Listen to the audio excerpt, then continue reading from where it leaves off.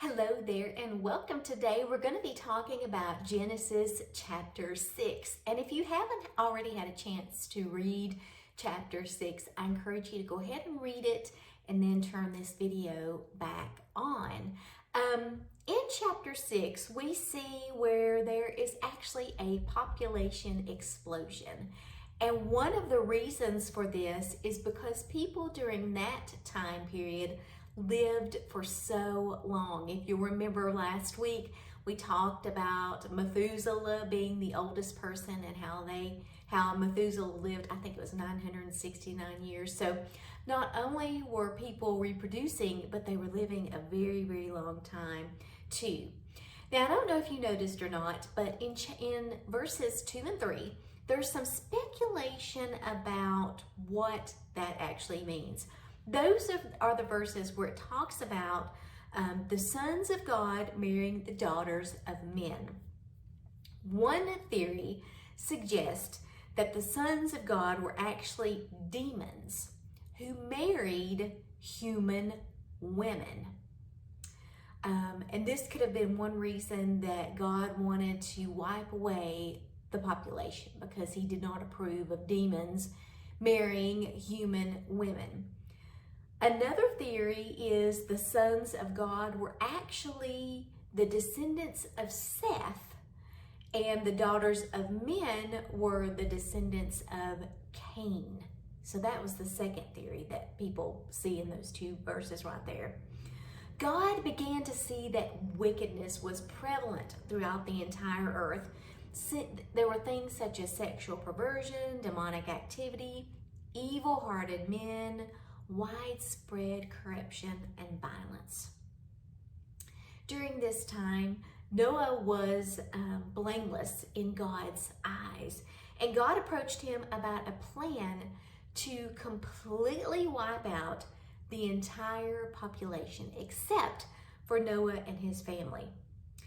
He instructed Noah to build an ark and specified that the ark needed to be 450 feet long, 75 feet wide, and 45 feet high. So 450 long, 75 feet wide, and 45 feet high. Noah actually served as a witness to the wicked world during that time. Even though the process of preparing for the flood seemed ridiculous, especially since the world hadn't seen rain as we know it today, Noah trusted God's plan and did exactly what he was told. God told Noah specifically how to build the ark and what exactly to take on the ark when it came to animals. My applicable takeaway for chapter 6 is this: I want to have faith like Noah. I want to listen to God's instructions precisely and work on his timeline and not my own. Chapter 7.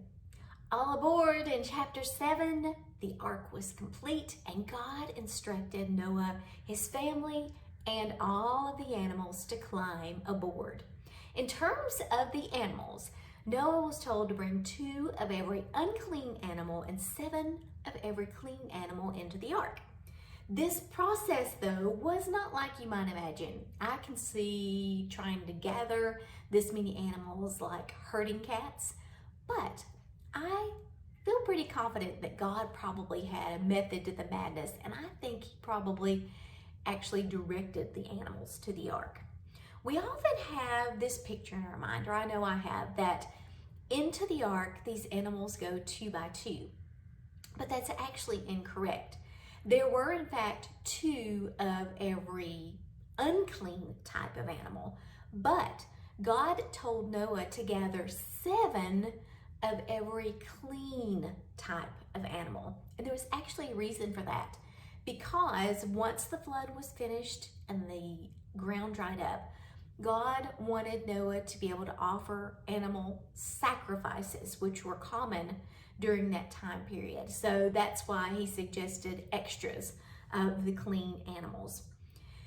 Did you realize that when Noah, all of the animals, and Noah's family were all on board, that God was the one that actually closed the door behind them?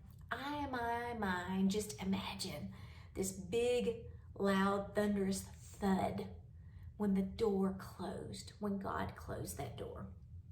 In verse 11, we see that the rain actually began to fall from the sky. It continued for 40 days and for 40 nights. This means that the waters actually continued to rise for 40 days. So not only was it raining, but the waters were rising during that 40-day period. The waters covered the earth for 150 days. Can you imagine the cabin fever they must have all experienced? The water was so high that the ark actually floated freely among the highest mountain peaks. So if you think about the highest mountain peaks in the world, and the fact that the water was so high, it was above those peaks, and the ark was freely floating above those peaks. Every living creature other than those on the boat perished in the flood. Because Noah's life was spared, the line of Seth did continue, which later led to the birth of Jesus. Today's takeaway for me is this: God always has a plan. We see that so perfectly in this chapter. God outlined everything that needed to occur, from the dimensions of the ark to how many animals to bring aboard to the types of food to bring aboard. So God, in whatever situation he is directing, always has a plan.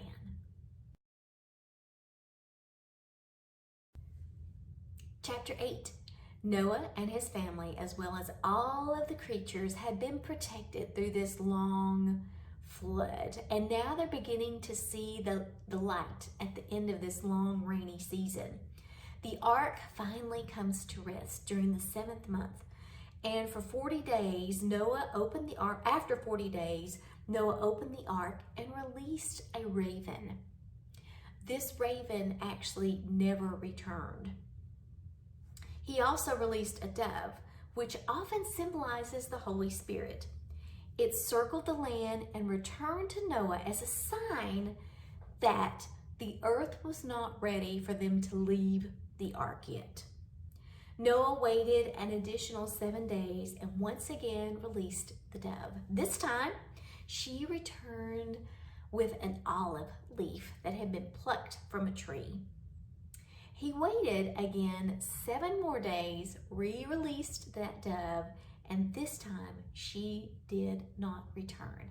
And this was the sign to Noah that it was in fact time for them to jump off of the ship. The crew was on the ark a total of 375 days. Can you imagine being cooped up that long? I sure can't. When everyone was back on land, Noah built an altar and made sacrifices to God, and this was very pleasing to God. So at that time, God promised that as long as the earth remains, he would never destroy it again with a flood, and there would also continue to be seasons as long as the earth remained. For my takeaway, today I believe God still works through sending messages to us through his creatures. I love animals, and I believe that he often uses them to send us messages. The hard part is we just need to open our eyes, look around us, be observant, and see them. Chapter 9. In chapter 9, we see where God commands Noah and his family to go out and be fruitful and multiply the earth. They were also told that now they could actually eat some of the animals. Prior to that, it had been a vegan society. And this act from God, or this command from God allowing them to eat certain meats, now shows that man actually does rule over all of the creatures. God goes on to promise, like I said in the previous chapter, that the earth will never be destroyed by a flood again, and uses the rainbow in the sky to serve as a reminder to God and us of that covenant he made with Noah, that he would never destroy the earth again with a flood. The chapter wraps up with Noah having too much to drink and his sons finding him naked in his tent. One of his sons, Ham, actually mocked him instead of covering him up, and the other sons did not. In fact, they didn't look at their father's nakedness, but instead went in, looked away, and covered Noah. When Noah woke up and realized what happened, he was not happy. As a matter of fact, he cursed Ham's son, Canaan, and actually blessed Shem and Japheth because they were the two that covered him up and had respect for him. Some wonder why Noah actually cursed Ham's son instead of him, and some theories suggest that children often in that time period would suffer because of their parents' wrongdoings. Now, my takeaway from this chapter is this. In verse 6, he references the fact that if someone causes there to be bloodshed of another man, his blood shall also be shed. For in the image of God, God made man. So my takeaway is the fact that God takes it very serious that we are created in his image. And he is not going to tolerate us destroying our own image or the image of someone else.